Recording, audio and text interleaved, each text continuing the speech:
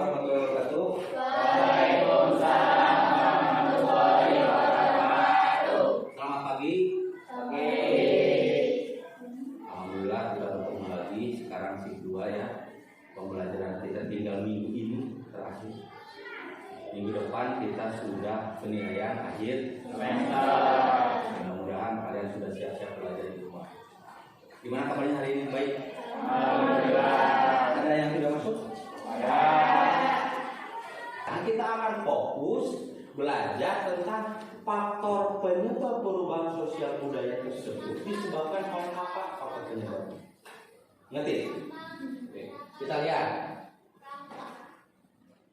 tujuan pembelajaran. Yang pertama, kita nanti akan mengidentifikasi contoh-contoh perubahan sosial budaya yang ada di lingkungan sekitar kita yang sudah terjadi.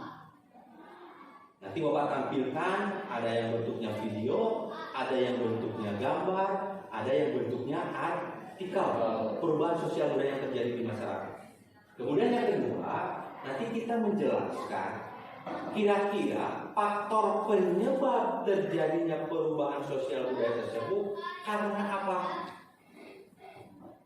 Jadi yang pertama kita identifikasi dulu contoh perubahan budaya yang terjadi. Kemudian yang kedua kita jelaskan ini faktor penyebabnya gara-gara apa. Sebelum ke faktor penyebab ada pepatah bijak di sini dilihat di depan, silakan dibaca. Yang pertama, satu-satunya hal yang pasti terjadi dalam kehidupan ini adalah perubahan. Jadi yang pasti dalam kehidupan ini adalah perubahan. Mustahil tidak berubah. Kalian dari mulai lahir sampai sekarang berubah tidak? Berubah. Ya, tidak ada yang tidak berubah. Baik sikap, fisik dan sebagainya pasti mengalami perubahan. Kemudian ada kata bijak yang lain dari George Bernard Shaw. Dia menjelaskan, dia mengungkapkan bahwa kemajuan tidak mungkin dicapai tanpa perubahan. Jadi orang yang maju itu harus berubah. Dan mereka yang tidak dapat berubah pola pikirnya, mereka tidak dapat mengubah apapun. Nah, dari pepatah bijak ini, silahkan kalian refleksi diri sendiri. Kalian ini mau berubah atau tidak? Mau berubah atau tidak? Pasti berubah, mau berubah. Tinggal pilihannya. Kalian itu akan memilih perubahan yang mana? Semua orang pasti punya pilihan. Kita pasti berubah ingin ke yang lebih baik. Misalnya gini, berdasarkan kolektif. Itu materinya 7 faktor penyebab. Nah, untuk hari ini kemarin Bapak sudah membagikan angket, sudah diisi. Bapak ingin tahu profil belajar kalian seperti apa. Sudah Bapak kelompokkan menjadi 3. Ini sesuai dengan hasil angket yang kalian isi. Kelompok pertama ini kelompok audio, ya. Kecenderungan kalian itu belajar itu dengan suara. Yang visual itu kalian kecenderungan profil belajarnya itu lebih mudah dengan gambar-gambar. Dan kinestetik lebih gerakan. Itu kelompok 3 yang sebelah sana. Itu hasil dari angket yang sudah Bapak bagikan, yang sudah kalian isi. Nah, nanti yang kelompok 1, ya, yang kelompok 1, Bapak kasih rekaman di sini. Ada suara, ada videonya, ya, kasih rekaman, kalian perhatikan. Ya, kelompok 2 nanti Bapak kasih kalian visual beberapa gambar perubahan sosial budaya. Nah, kelompok 3 nanti Bapak kasih artikel yang harus kalian baca. Nah, nanti tugasnya ada kalian isi. Kita lihat satu-satu dulu ya. Untuk kelompok audio, kita lihat videonya. Silakan diperhatikan baik-baik. Tentang kelompok 1 audio itu tentang perubahan sosial budaya generasi muda sekarang yang adanya gadget, pengaruh teknologi gadget terhadap generasi muda saat ini. Kita lihat ya.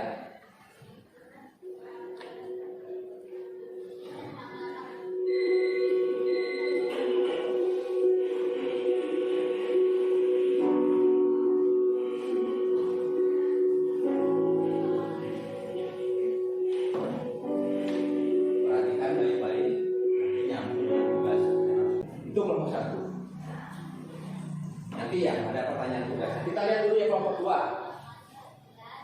Bentar.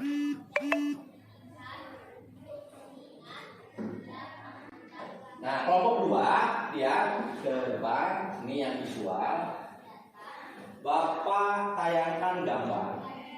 Kira-kira maksud gambar ini apa?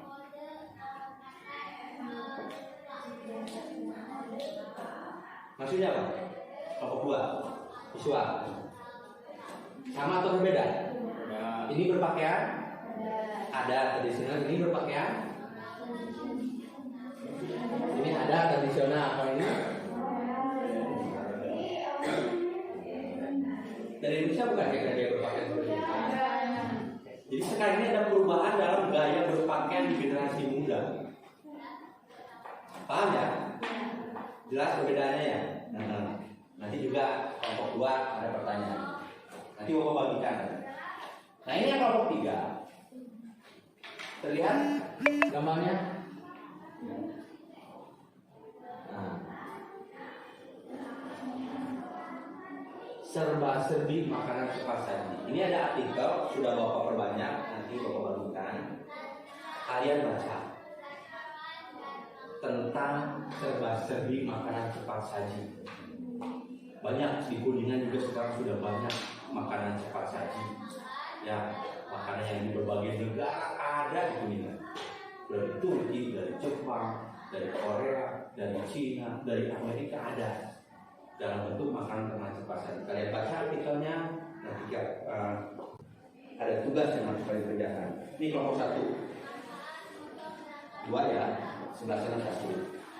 Ini kelompok 2. Ini kelompok 3.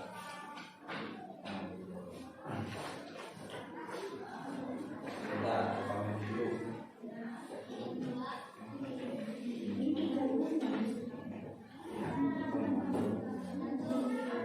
Ada lembar kerja yang harus kalian isi hari ini. Nah, ada RKPD. Di situ juga udah Bapak ada di situ di lembar yang sudah Bapak bagikan. Perhatikan dulu ke depan.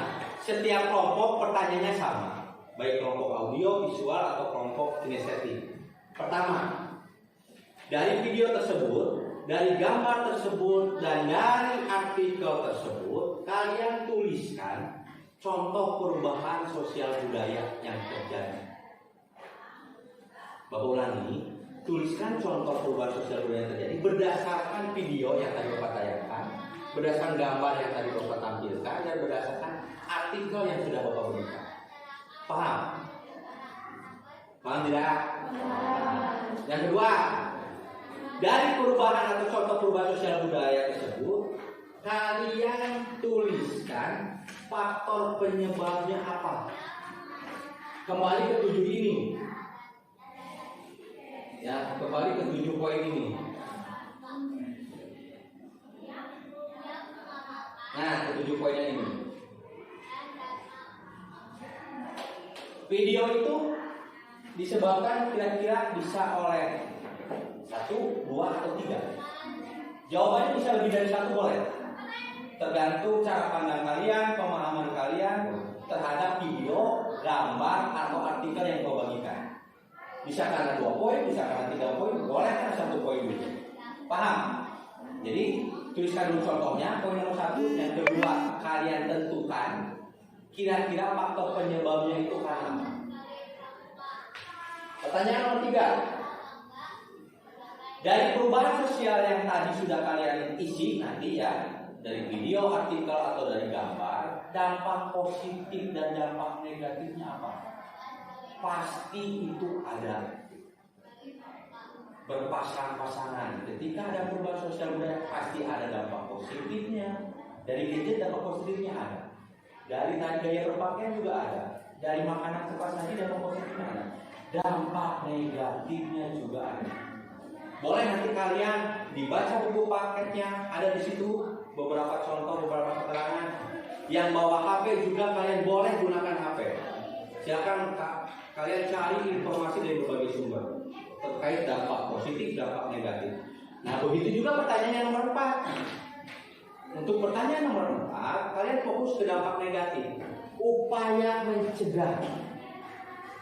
Cara mencegah supaya tidak terjadi dampak negatif tersebut harus seperti apa? Mencegah itu sebelum atau sesudah? Lebih baik mencegah daripada mengobati. Silakan kalian baca di buku paket, cari dari internet boleh, dari berbagai sumber yang lain tentang bagaimana cara mencegah dari dampak negatif gadget, dampak negatif pakaian-pakaian busana dari luar negeri misalnya, dan dampak negatif dari makanan cepat saji. Silakan bekerja sesuai kelompoknya masing-masing. Bapak kasih waktu sekitar 10 sampai 15 menit ya, kerjasama bagi-bagi tugas. Itu ada 4 pertanyaan. Silakan satu orang menjawab 1 pertanyaan, terserah siapa yang mengerjakan nomor 1, siapa yang mengerjakan nomor 2. Dan terakhir nanti ada 1 orang yang harus presentasi di depan mewakili kelompoknya, membacakan hasil kerja kelompoknya. Silakan berpendapat, debat, silakan berargumen, ya, silakan kalian keluarkan ekspresinya, ya, kerjasama, saling menghargai, biar pekerjaan cepat selesai bagi-bagi tugas. Silakan.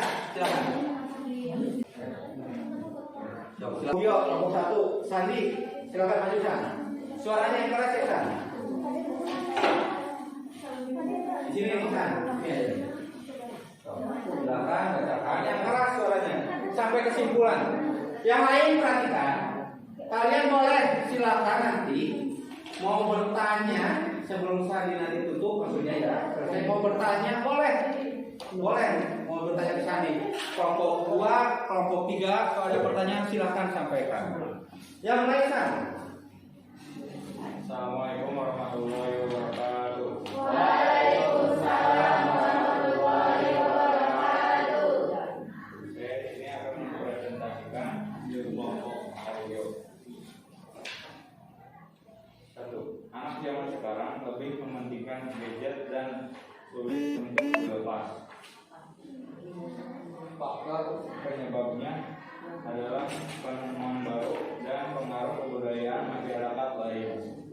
Dampak positifnya mempermudah informasi tanpa batas wilayah dan mempermudah dalam mencari sumber informasi yang dibutuhkan.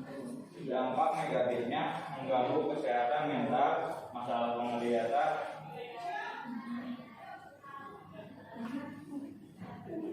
cara mencegah dampak negatif dari perubahan ini adalah mematikan gadget 30 menit sebelum tidur, menghapus beberapa aplikasi yang membuat kamu kecanduan, memberikan batasan waktu untuk menggunakan gadget. Kesimpulannya adalah penggunaan gadget boleh saja asalkan tidak berlebihan. Kesimpulan yang Bapak tampilkan di depan. Kita baca. Bertahan atau berubah adalah sebuah pilihan. Pilihan yang paling tepat adalah memilih yang terbaik sesuai dengan agama dan istiadat yang berlaku. Tanggung jawab dalam memilih.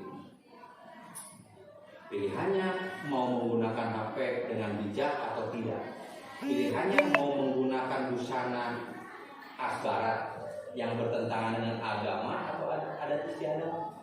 Mohon maaf ya, pakaian-pakaian yang itu ada pemakaiannya yang tidak sesuai dengan agama dan adat istiadat kita. Pilih yang sesuai dengan agama dan norma yang berlaku. Makanan cepat saja juga. Ya, pilihlah yang memang sehat dan jangan terlalu sering. Ya, lebih baik kalian makanan olahan rumah yang sehat dan bergizi. Itu kesimpulannya. Jadi sesuaikan pilihan tersebut dengan agama dan adat istiadat yang berlaku di negara kita. Terakhir, ada refleksi, kita renungkan sama-sama. Kita belajar apa ya?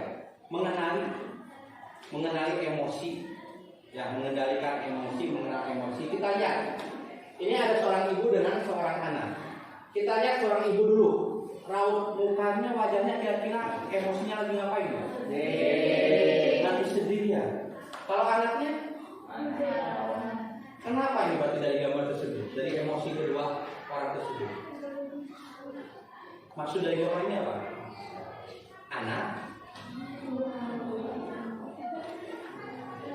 Anak, lihat orang tuanya menangis, sedih. Ini anaknya lagi marah. Jadi maksudnya gimana? Kecenderungan, mohon maaf ya. Ada generasi muda sekarang yang anak itu memarahi ibunya, mungkin dengan kata-kata kasar, dengan gestur tubuh yang tidak baik. Mohon maaf ya, ke ibunya. Ibunya sedih, biar anaknya melawan, memarahi ibunya, apalagi dengan gestur tubuh yang tidak sopan. Ya, perubahan sosial budaya yang terjadi saat ini seperti ini. Apakah kalian seperti ini? Mudah-mudahan tidak ya. Tapi ada yang seperti ini. Cara berbicara kepada orang tua sudah tidak sopan lagi. Membentak-bentak sudah biasa. Mudah-mudahan kita tidak. Yang kedua, ini guru, ini siswa. Coba lihat ekspresinya. Ini muka siswa dulu. Kira-kira lagi ngapain? Lagi ngapain siswanya? Hah? Iya, lihat. Tuh tangannya, mukanya. Lagi apa? Gurunya? Mukanya, emosinya lagi biar saja sedih, menerima atau gimana? Atau marah? Ya. Jadi apa ini? Ada siswa yang ditegur, dinasihati oleh gurunya, dia tidak terima. Dia malah melawan terhadap gurunya, membentak gurunya, melawan. Dan gurunya tidak emosi. Nah, tidak balik menyerang, tidak balik menghujat. Kejadian di Indonesia sudah banyak yang seperti ini. Peserta didik berkelakuan seperti itu kepada guru. Mudah-mudahan di kita tidak terjadi lagi seperti itu. Itu emosi. Jadi kita harus kelola ketika kita marah. Bagaimana kita bersikap. Tarik nafas dulu kalau marah itu. Kalau kita lagi emosi, Bapak juga manusia biasa ya, suka emosi, terbawa emosi apa? Tarik nafas dulu. Duduk dulu. Tarik nafas yang dalam. 1 menit saja. Tarik nafas, buang. Nah gitu. Atau ngaca. Bapak pernah kalau Bapak lagi emosi, Bapak kan nyancemin. Ya nyancemin. Oh lagi marah seperti itu. Kadang mau sendiri gitu. Jadi sebelum marah kamu emosi ke toilet atau nyari cermin, ya emosi. Nah itu lebih bisa menenangkan. Ya kalian juga harus biasa seperti itu. Kemudian, ya. Nah, ada seorang siswa SD, ada pemuda yang lagi nongkrong di jalan, mereka permisi. Yang seperti ini masih ada banyak atau jarang? Jarang. Benar. Ya, sekarang ini udah jarang seperti itu. Permisi Pak. Punten Bu, kalau hebat aja. Ini budaya yang baik ini, karena perubahan sosial budaya dari berbagai negara, dari masyarakat lain seperti ini sudah jarang. Apakah semua anak seperti ini? Mohon untuk tidak seperti ini. Ini karena pengaruh kebudayaan lain, seharusnya jadi lebih baik dan maka jadi buruk. Generasi muda seperti ini terhadap orang tua. Ya. Mudah-mudahan tidak seperti itu. Ya, benar. Ada tugas proyek untuk minggu depan. Kelompoknya masih sama. Ini kelompok audio, kelompok visual, dan kelompok kinestetik. Tugasnya masih nyambung dengan tugas yang ini. Nanti dikumpulkannya baru. Perhatikan dulu bentar. Kelompok audio. Kalian silahkan cari narasumber di lingkungan masyarakat, boleh orang tua, keluarga, tetangga, tokoh masyarakat ya. Silakan bebas. Kalian rekam dalam bentuk suara, wawancara. Kalian wawancara. Ya, nanti bentuknya rekaman, nanti kirimkan ke bapak atau mau ditulis boleh. Lebih bagus dari rekaman, lebih mudah ya. Pertanyaannya terkait yang tadi kelompok 1 masalah gadget, boleh kalian gunakan pertanyaannya ini boleh. Tujuannya apa?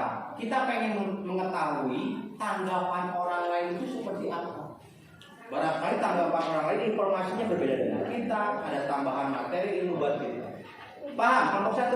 Oh ya, buat rekaman kalian silakan wawancara cari narasumber dalam 1 minggu ini.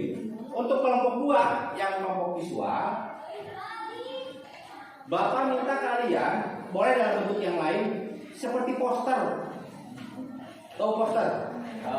Ada gambar-gambar tentang gaya berbusana, baik itu yang positif, yang ada istiadat, yang negatif misalnya.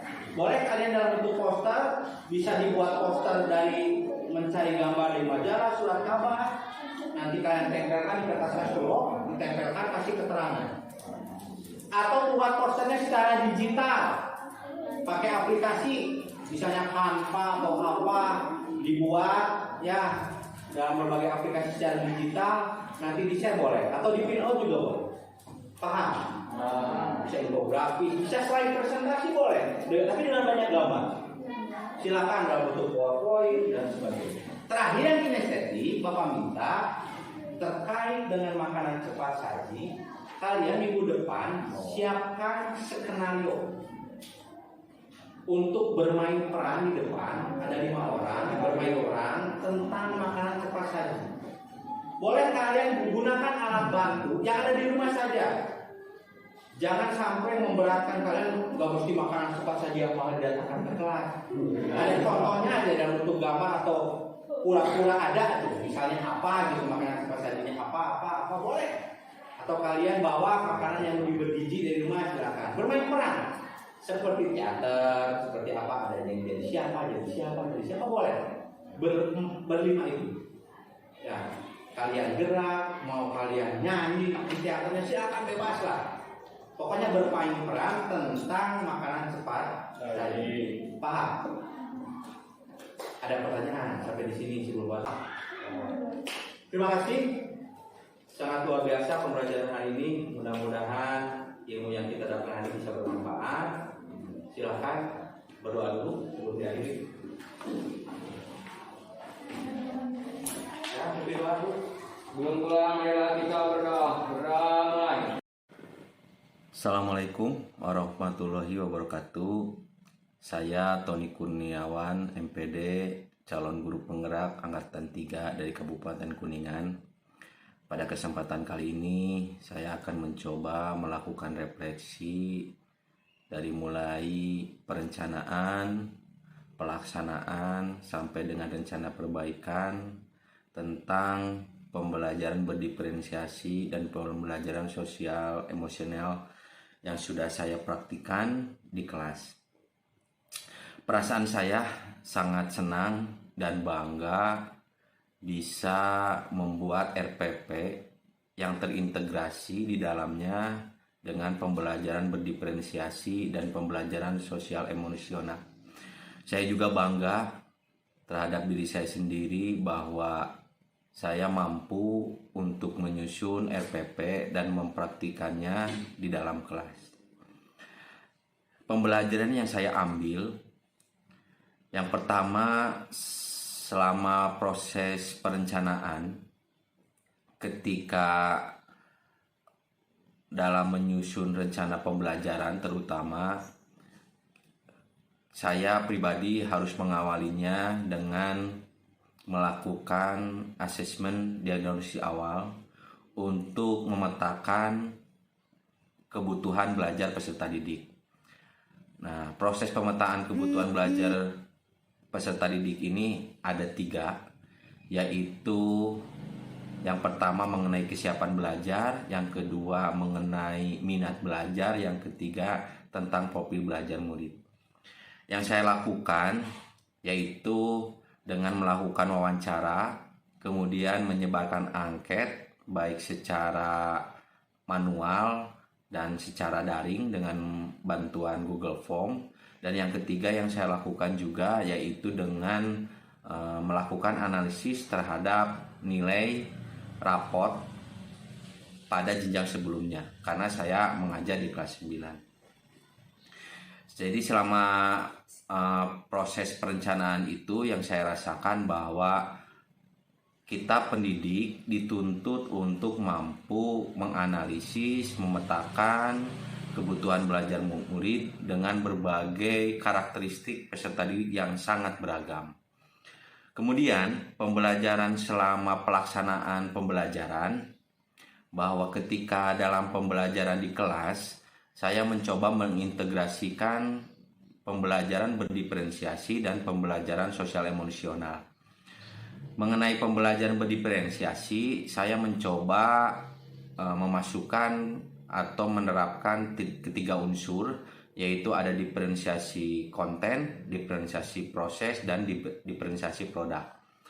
Dalam diferensiasi konten, saya mencoba menampilkan video pembelajaran yang saya unggah dari YouTube. Kemudian saya juga mendownload beberapa gambar yang nanti diperlihatkan kepada peserta didik. Kemudian juga saya juga mengunduh dan mencetak artikel yang saya dapatkan terkait materi yang akan disampaikan.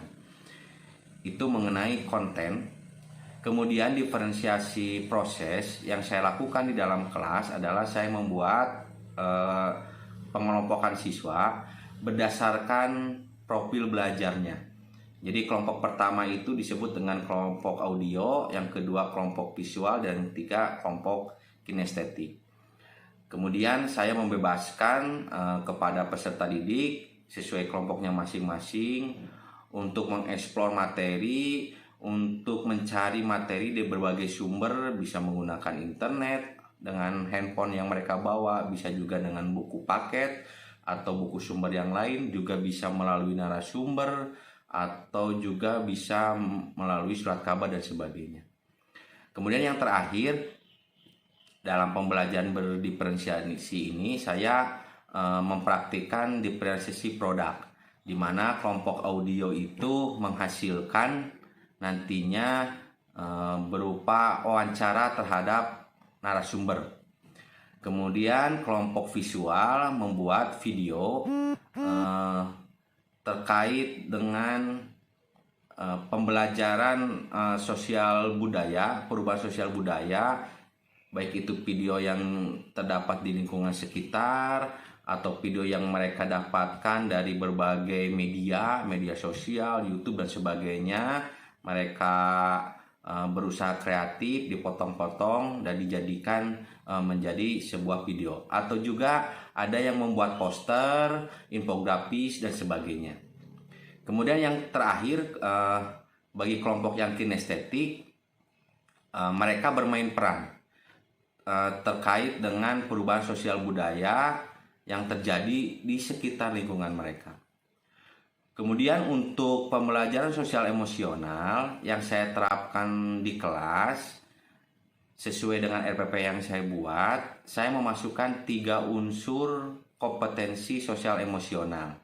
Yang pertama itu saya masukkan di kegiatan pendahuluan, di mana saya menampilkan beberapa kata bijak yang terkait dengan materi mengenai perubahan sosial budaya.